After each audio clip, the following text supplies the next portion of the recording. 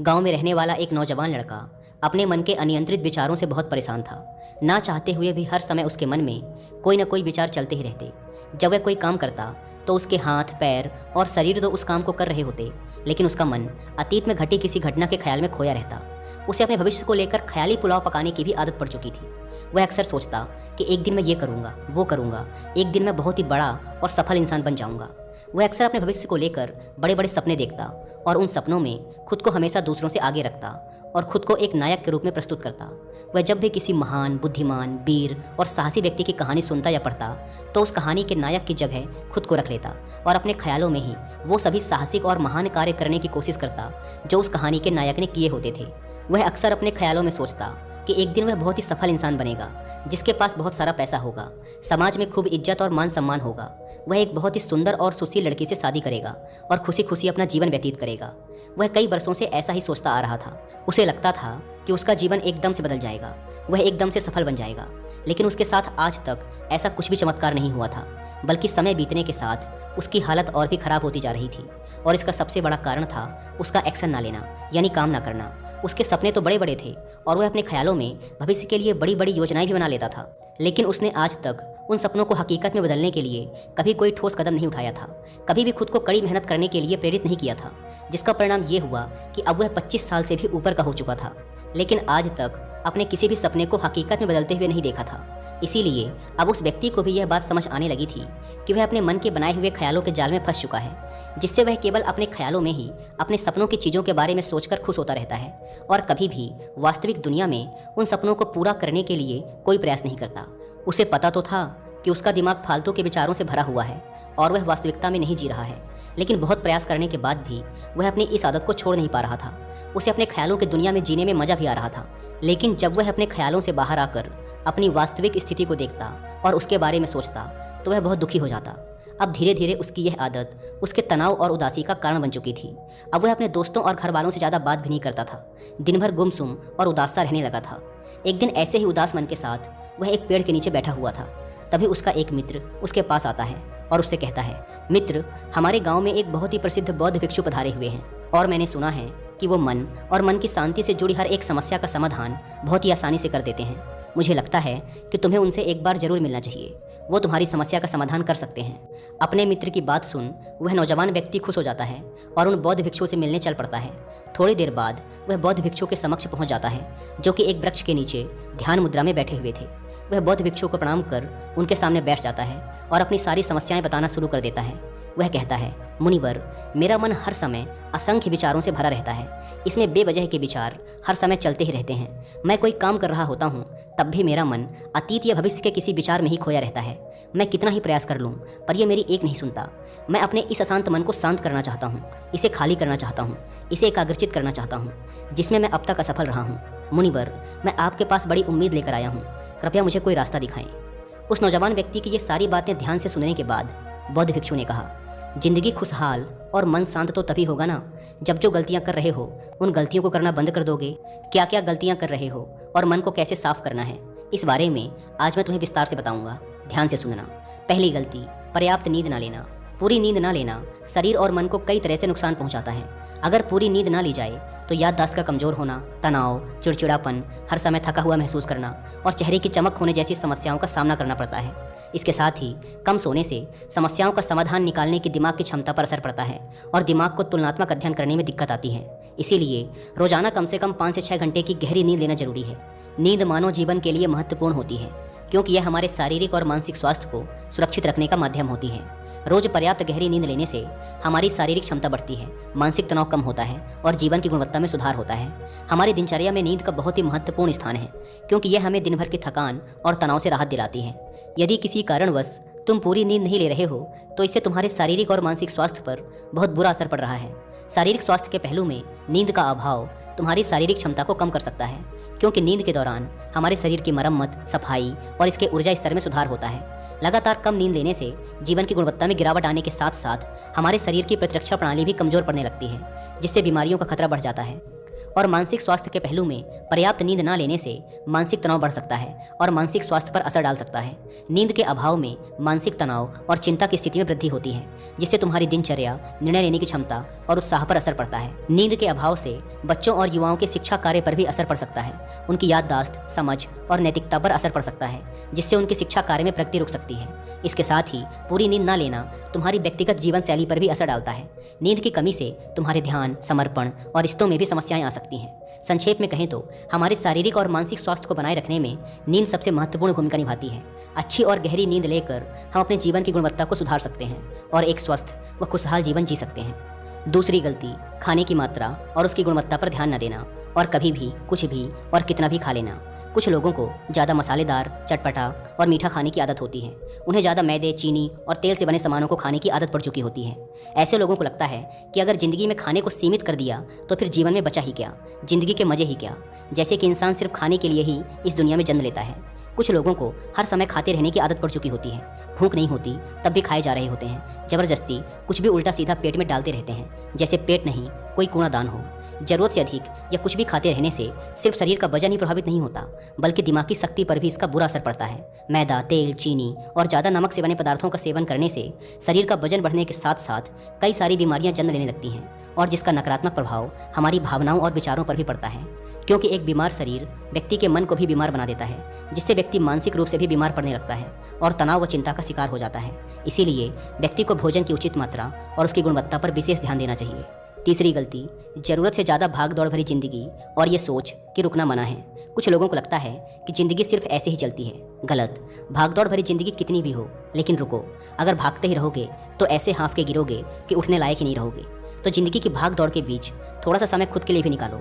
खुद को भी समय दो। ढूंढने का प्रयास करो कि कौन सी चीज़ तुम्हें खुशी देती है, कौन सा काम करने में तुम्हें आनंद आता है। खुद से सवाल करो और खुद को जानने का प्रयास करो। और देखना, जब तुम अंदर से शांत और तरोताज़ा होकर किसी काम को करोगे तो बहुत ही कम समय में तुम्हें उसी काम में बहुत अच्छे परिणाम मिलने शुरू हो जाएंगे। लेकिन अगर हर समय भागते रहोगे, थके मांदे रहोगे, तो तुम देखोगे कि हर काम में बहुत ज़्यादा समय लग रहा है, बहुत ज़्यादा ऊर्जा लग रही है, लेकिन फिर भी अंदर से खुशी नहीं मिल रही। तो इतना भागना दौड़ना कोई ज़रूरी नहीं होता। ये तो बस इंसान के अंदर बचपन से ही एक प्रतियोगिता की भावना जगा दी जाती है, उसके आसपास के माहौल और उसके माता पिता के द्वारा। क्योंकि इतना भागना कोई ज़रूरी नहीं होता। शांति से भी ज़िंदगी को जिया जा सकता है और शांत व स्थिर रहते हुए आराम से प्रयास करके भी बड़ी बड़ी सफलताएं हासिल की जा सकती हैं। चौथी चीज़, अपनी किसी एक ऐसी बुरी आदत को पहचानना और उसे अपनी ज़िंदगी से पूरी तरह से हटाना जो तुम्हारी सफलता के रास्ते की सबसे बड़ी बाधा है। हर इंसान की कोई ना कोई एक ऐसी बुरी आदत होती ही है जो उसे सबसे ज़्यादा नुकसान पहुंचाती है, उसे आगे नहीं बढ़ने देती या फिर उसे पीछे खींचती है। क्योंकि जब कोई इंसान आगे नहीं बढ़ रहा होता है तो समय के साथ साथ वो पीछे ही जा रहा होता है। अब ये आदत कुछ भी हो सकती है, जैसे काम को टालने की आदत, ज़्यादा सोचने की आदत, चिंता करने या बहस करने की आदत। कोई भी एक ऐसी आदत जो तुम्हें लगता है कि तुम्हें सबसे ज़्यादा नुकसान पहुंचा रही है, उसे पहचानो और आज से ही उसे किसी अच्छी आदत से बदलने का प्रयास शुरू कर दो। हालांकि आदतों को बदलना इतना आसान नहीं होता, लेकिन हर चीज़ को बदलना संभव है अगर तुम्हारे अंदर वो मजबूत संकल्प और लचीलापन है। और अगर तुम लगातार प्रयास करोगे तो तुम्हारी नई आदत बन जाएगी और पुरानी आदत अपने आप ही छूट जाएगी। पांचवी गलती, ज़रूरत से ज़्यादा बड़े बड़े वादे करना। वादा जरूर करना चाहिए और अपने वादे का पक्का भी होना चाहिए।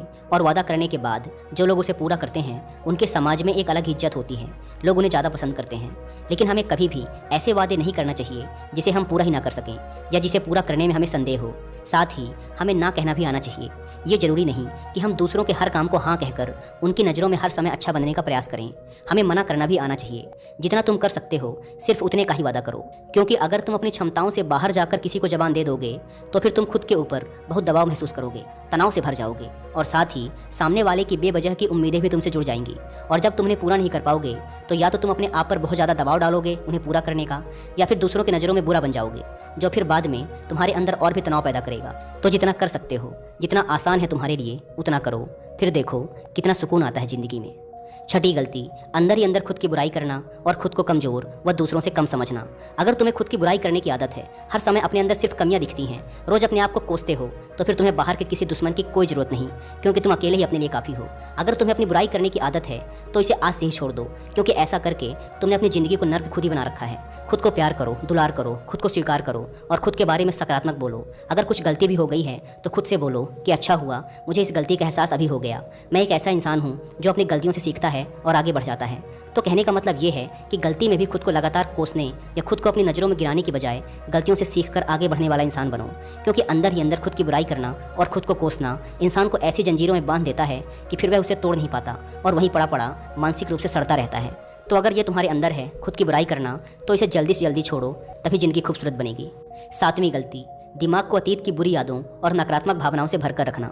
अतीत में कुछ गलत घटना घट गई थी, उसकी बुरी यादों को इकट्ठा किए हुए हैं। सालों पहले किसी ने कुछ गलत बोल दिया था, उसकी बातों को आज भी मन में लेकर ढो रहे हैं। किसी काम में सफलता मिल गई थी, उसे लेकर आज भी दुख मना रहे हैं। जब कोई इंसान दिमाग में इतना सारा बोझा, इतनी सारी नकारात्मक भावनाएं लेकर चलेगा, तो फिर वह खुश और शांत कैसे रह पाएगा। इसीलिए अपने मन, अपने दिमाग को साफ करो, शरीर से सीखो। शरीर रोज अपने आप को साफ करता है। सुबह उठते ही यह अपने अंदर की सारी गंदगी को मलमूत्र के द्वारा बाहर निकाल देता है। तो ऐसे ही दिमाग की गंदगी को भी हर दिन बाहर निकालो। रोज रात में सोने से पहले सारी की सारी जो अंदर उथल पुथल है, नाराजगी है, शिकायतें हैं, अपने आप से, दूसरों से, सब साफ करो। इसके साथ ही हर सुबह कुछ समय निकाल कर ध्यान और प्राणायाम का अभ्यास करो। जिंदगी बहुत ज़्यादा खुशहाल बन जाएगी। 8वीं गलती, अवास्तविक अपेक्षाएं या उम्मीदें रखना। उम्मीद या अपेक्षाएं रखना हम इंसानों का स्वभाव है, लेकिन जब अपेक्षाएं बेबुनियादी और ज़रूरत से अधिक हो जाती हैं, तो फिर ये हमें हर समय तनाव में रखती हैं, दूसरों से भी लड़ाई झगड़े करवाती हैं, और फिर हम अपनी ज़िंदगी से असंतुष्ट रहना शुरू कर देते हैं। हमें अपने जीवन के नकारात्मक चीज़ें ज़्यादा नजर आने लगती हैं और हमें लगने लगता है कि हमारी इच्छाएं तो कभी पूरी होंगी ही नहीं।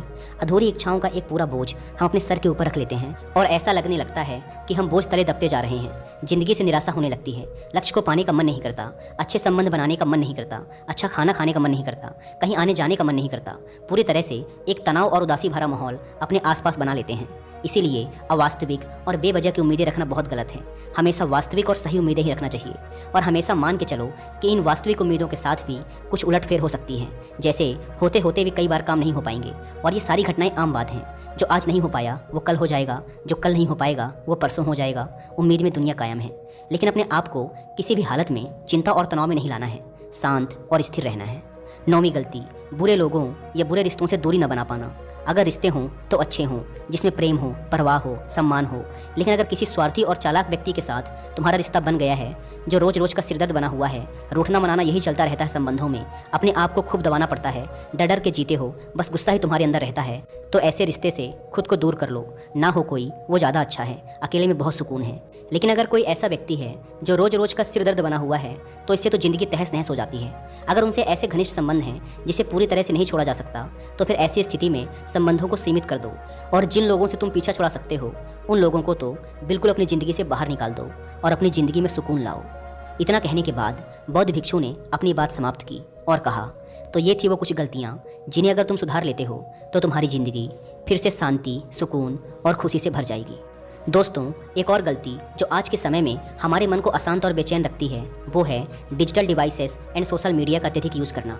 अब आज के समय में तो डिजिटल डिवाइसेस को अपनी ज़िंदगी से पूरी तरह अलग करना लगभग असंभव है, लेकिन जो लोग बेमतलब का इन सब डिवाइसेस में लगे रहते हैं, जिनका कोई काम ही नहीं है, लेकिन फिर भी चिपके रहेंगे, नेटफ्लिक्स देखते रहेंगे, सोशल मीडिया स्क्रॉल करते रहेंगे, एक पागलपन की हद तक पूरा दिन इन डिवाइसेस में ही गुजार देंगे, ये आदत बहुत ज़्यादा ख़राब है। जितना आपके काम के लिए ज़रूरी है इसका यूज़ करिए, लेकिन इसमें भी बीच बीच में ब्रेक लेना, रेस्ट लेना ज़रूरी होता है। नहीं तो यह आपके अंदर की बहुत सारी चीज़ों को ख़राब कर देगा। आपके चेहरे की चमक कम हो जाती है, आपकी नींद पर भी असर पड़ता है, यह आपके अंदर ज़्यादा सोचने की आदत बढ़ाकर तनाव पैदा कर देता है।